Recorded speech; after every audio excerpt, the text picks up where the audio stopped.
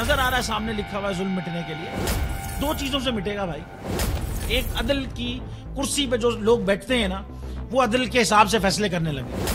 दूसरा, कौम निकल खड़ी उस जुल्म के खिलाफ, तो जुल्म खत्म हो जाएगा। या इन दोनों में से कोई एक चीज हो जाए या दोनों हो जाए। अगर 420 का मुकदमा था, उस वक्त अदलिया में जो लोग बैठे हुए केस देख रहे थे, वो पूछते ना यार चीट हुआ कौन है। जब उनको दिखता कोई चीट नहीं हुआ, केस खत्म कर देते। तो जालिम जुल्म कर ही नहीं पाता। 9 जजेस ने नोट बिफोर किया मेरे केस को यार, 1.5 साल चला। शख्सी जमानत का केस, सेम केस इस्लामाबाद में कर दिया। एक ही इल्जाम पे 2 केस हो नहीं सकते भाई। मतलब 60 दिन का वक्त होता है, 102 दिन के बाद मैं जीत गया, केस बरी हो गया, 102 दिन के बाद अपील फाइल की, एक्सेप्ट कर ली। नहीं करते ना एक्सेप्ट, खत्म हो जाता ना जुल्म यार।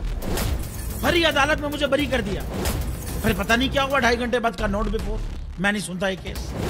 खड़े रहते अपने फैसले, मिट जाता जुल्म। अल्लाह ताला ने बिठाया इस इन कुर्सियों पे इनको यार, ये अल्लाह ताला की तरफ से फैसले करने हैं।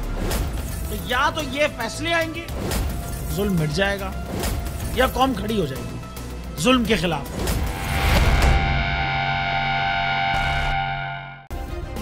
सब्सक्राइब करें और बेल दबाएं ताकि कोई खबर रह न जाए।